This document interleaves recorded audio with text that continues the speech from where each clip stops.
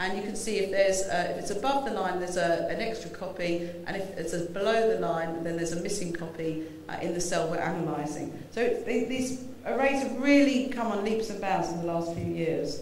And this is one for a very abnormal embryo that we had that had numerous monosomies and trisomies. So you can see it can get very complicated if there's lots of abnormalities. Now the SNP arrays are much more different than the array CGH. These are looking at single nuclei polymorphisms, and they've already been discussed this morning, so hopefully most of you know a little bit about SNP arrays. They are being used clinically in PGD, but it's a longer protocol than array CGH, and it's also more expensive.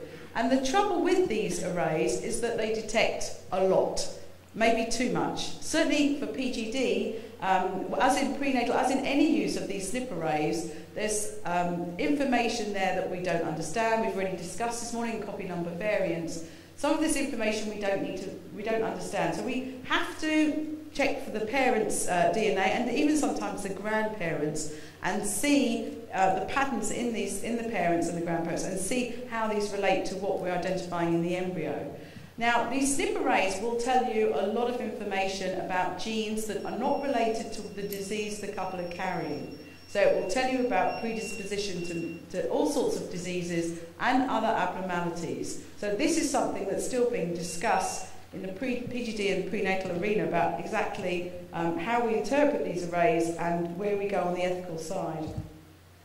I just want to show you a little bit about the consortium data. So if you go to the Eshrel website, you'll find this data that we publish every year, and we're always a few years behind because we wait until we have the full outcome data, including the delivery of the children conceived by PGD. But we separate the data in the consortium into PGS, social sexing, sexing for X-linked disorders, chromosome abnormalities and monogenic disorders. And the last publication was last year. We always publish this in human reproduction. And you see that if you look at the number of cycles that are done around the world, PGS accounts for all the other diseases put together.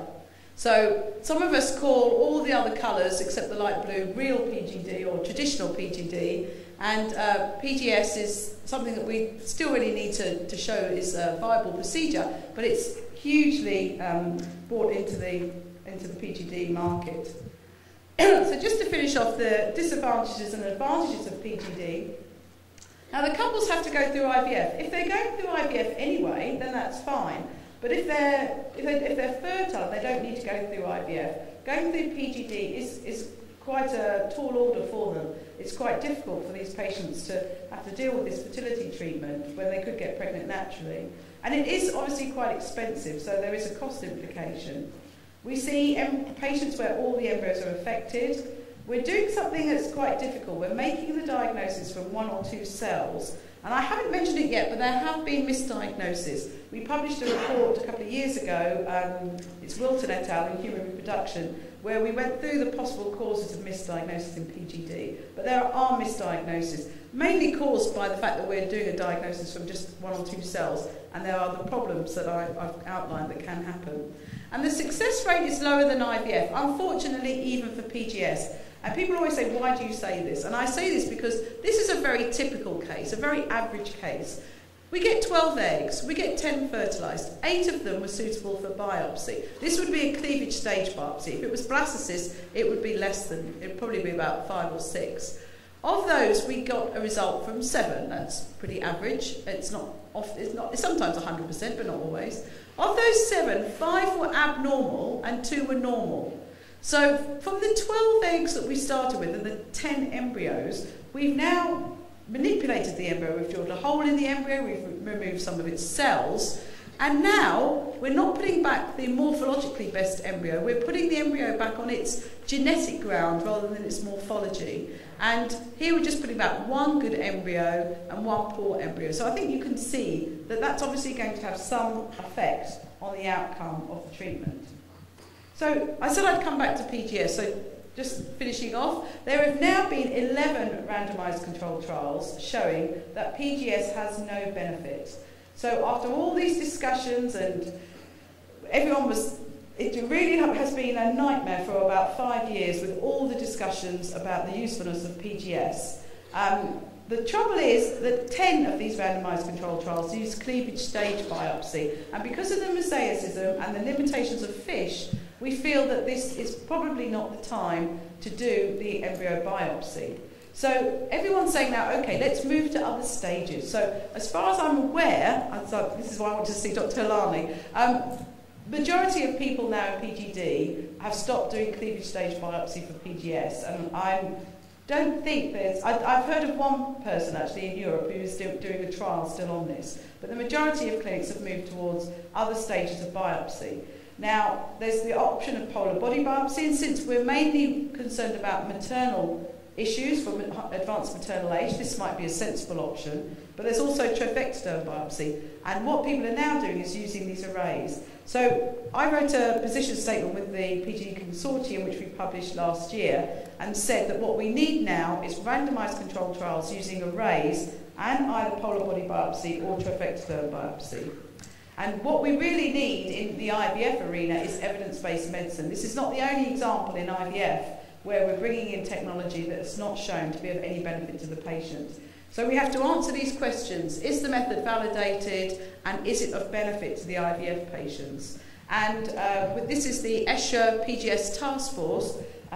We have published a few papers. There's this one that's already published, and another 3 in the pipeline. And we have done, well, especially Marcus Montag and Christina Magli have done a huge pilot study looking at the effectiveness and efficacy of doing polar body biopsy in arrays. And they've shown the technique works very well. We get very high efficiency. And now ESHRE are trying to push forward to set up a multi-centre randomised controlled trial looking at polar body biopsy. Because of countries in Germany and Italy, we are doing it on polar body rather than trophectoderm. So, what's the advantages? The advantages, it's an alternative to termination of pregnancy and prenatal diagnosis, which is especially relevant here. And the couple start the pregnancy knowing that the embryo is free from the disease. And for PGS, in my view, there's no advantage unless we show that it improves delivery rates. So I think we have to be very careful about its use. Some people say, well, if they've had many failed IVFs, it might help patients close and stop doing IVF. Certainly that's one option, but that won't be for the majority of patients. We also need data on repeated IVF failure, recurrent miscarriage, which is not currently available.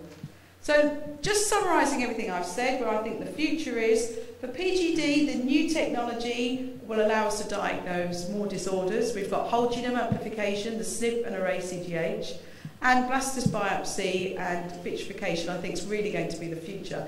And the great thing about vitrification is that we don't have to do our diagnosis very rapidly. In previous years, we've had to do the diagnosis within 1 or 2 days so that we can transfer the embryo back. Now, if we vitrify them, this will certainly open up things like transport PGD, where PGD can be done by specialist units, and you can take 1 or 2 months to do your diagnosis because the embryo is frozen. And then when you're sure about your diagnosis, you can then bring the patient back for an embryo transfer.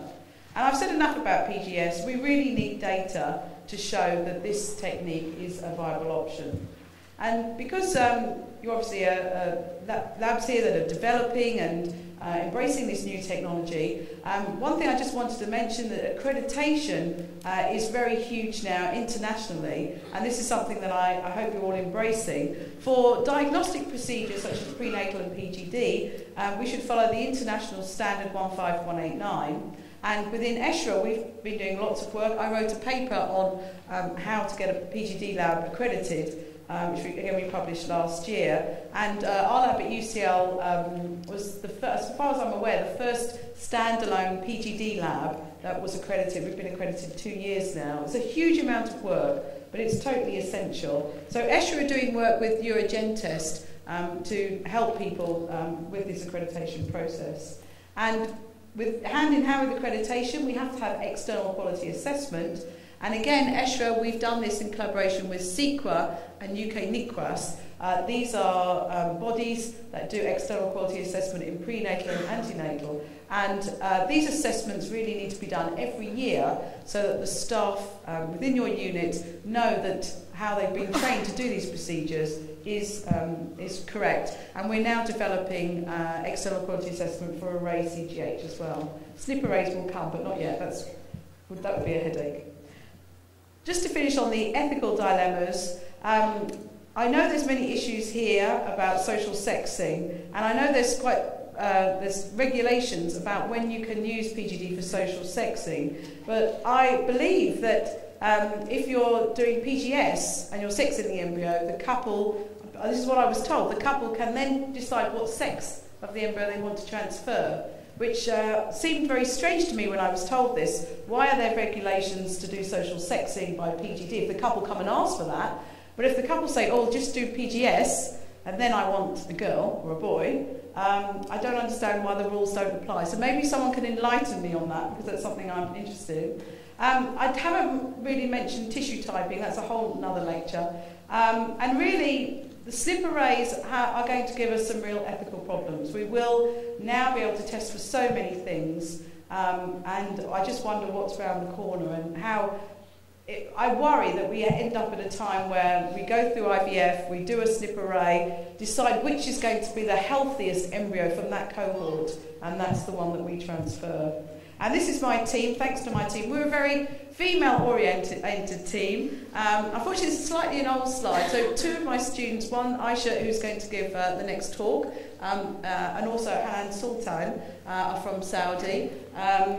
This is Soa Tashkandi, who also did a PhD with me, now is back in Saudi. And also to plug for my book. And very last, through the years in PGD, we've had many key players. This was the first meeting of the ESHRE PGD Consortium, and this was the last meeting we had last year, and this was our accreditation workshop. And I'd just like to credit two people, Yuri Valinsky here, who unfortunately passed away, but was a huge influence on PGD, and the great Bob Edwards, who won his Nobel Prize last year. Thank you.